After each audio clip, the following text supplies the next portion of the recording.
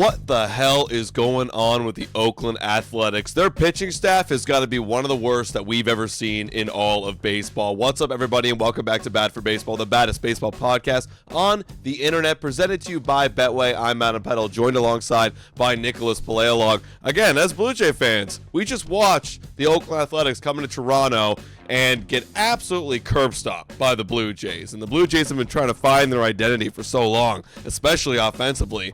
And then here come the Oakland Athletic pitching staffs, serving up cookies and getting the Blue Jays hot because they absolutely destroyed them offensively. We're going to talk about that series, a little bit about this pitching staff, and as well, is there any hope for this Oakland Athletics team moving forward? Before we get to it, hit that like button and smash the subscribe button. For the longest time, the Oakland Athletics were looking like, hey, this is a decent team. Offense is breaking out, a lot of young guys. Pitching was actually doing pretty decent until the month of May rolled around and the true colors really showed. Yeah, 100%, man. And I do need to correct you a little bit there. No longer Oakland Athletics. Oh, yeah. Just athletics, right? And honestly, like, that was a big argument as to why the pitching might not have been so good, is the fact that their ballpark, their quote-unquote home ballpark, is a very hitter-friendly ballpark, right? And maybe that was contributing to the terrible numbers. However, we just saw, being at the Rogers Center, being away, things don't get a lot better.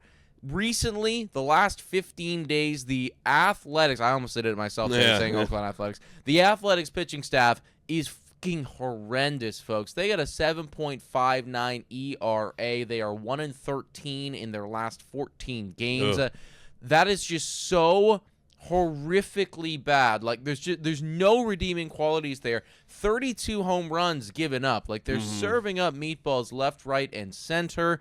This should not be happening when you have an offense that is actually very serviceable over there with the Athletics. Yeah, like in the last 15 days, they're not, a bad offensive team at all. In fact, they're top 10. They're ninth right now at OPS 762 and, top 7 in average. That offense has always been great, and that's what was so exciting about these guys. Obviously Lawrence Butler on their team, hasn't really even hit his stride yet, but he's just solid at the top of the lineup. Jacob Wilson, a great breakout story for those Athletics. Crazy batting stance this guy has. We all know Brett Rooker. Tyler Soderstrom is elite. Shea Langoliers is a solid guy in the middle. Same with Andujar. I mean, limited at-bats, but, Andujar is still pretty good. And, that's right now is a lineup that is still a top 10. On the season, what are their offensive numbers? Because that actually looks pretty good to me. Yeah, it's just they're mid in terms of scoring run, but honestly, everything else shows that, like, you should be scoring a lot more. Yeah, like, the other shoes should definitely drop there. When you're 7th in home runs, 6th in OPS, 6th in average, eventually the runs are going to come around. Kind of surprised that they are only 15th in runs right now. But the pitching is where it all comes crashing down. 30th in bullpen ERA, 30th in whip, 30th in walks per 9. Like, that's just so horrifically bad, and that's, of course, why they are, I mean, you were saying it previously, just on a full collapse right now. They were kind of in the mix like a month ago, and now it's just like we are dead in the water. Yeah, in the American League where, there's not really too many dogs, dominating. Like, they were 20-16 at one point earlier in May. That's a very good record for an American League team. And then they absolutely collapsed, like you said, for the last 14 games, or they only got one win. Yeah, what is that? So they were 20-16 at one point. So now they're 23-37. Yeah. So what is that? 3 and math. That would be math, 20 or 3-11. Does that make sense? No. Much more than 3-11. Oh, 3-21. Yeah, 3-21. Holy, yeah. Holy, that's bad. It's fucking terrible. That's really bad. It is a terrible, terrible stretch for this team. And when you look at the guys that are currently responsible for this, these are people that have actually, like, kind of played baseball before and done it at a relatively competitive level. Right. Jeffrey Springs, for one, he is, or in the past anyways, has been solid. This year, that is just not the case right now. He gave up, like, run after run after run against Toronto, and, like, you look over at his Savant page, and you can see it's like, I don't really know if the other shoe is going to drop for this guy when you have a pitching run value in the bottom 10th percentile and a fastball run value that is arguably the worst fastball in MLB. Right. Yeah, it's pretty bad, man. And that's the thing with this staff right now. When you look at this staff, you have a bunch of guys that are relatively new, and then some guys like Jeffrey Springs has been around for a while. Obviously, Severino is kind of the best pitcher on this freaking staff right now. ERA of 386 or 89, excuse me. But you look at everybody else, like Jacob Lopez, look at his service time. It's like barely even a 1/5 of a year. Then you have Gunnar Hoglund. He's making his debut this year. He's barely got some service time.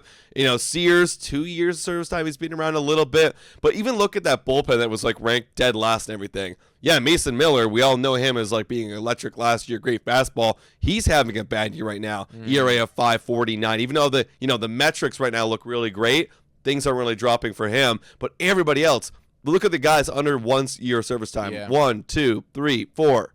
These guys, 5, 6, have 1 year service time. So a lot of rookies in this team, and you're really showing your colors right now by being a rookie team. Yeah, 100%, man. And I'm like, honestly, like I don't see this getting better. Now I don't know if they're going to be at a 7.5 ERA as a team the entire way rest of the season, because that would be historically bad. But it could get to historical lows for the Athletics, because when you look at, again, like when you factor in the ballpark and when you do factor in some of these players, and the craziest part to me as well is, like, from my understanding, they're pretty healthy, right? Yeah, like it's not relatively. like they're dealing, like I can imagine it's like, oh, okay, you know what? You deal with some bad injuries and like, all right, well, that's one thing. That's, now we're throwing all these guys into the mix. They shouldn't be here. They're not ready, but we're all injured, so we have to do it. They're not even injured right now, really, and that is going to come eventually. I mean, Luis Severino, in his own right, is very injury-prone. So, like, there's going to be a month of time where some of these guys just start, falling off, tapering off, especially these young guys, too, where they're not necessarily built up to have all these innings behind them.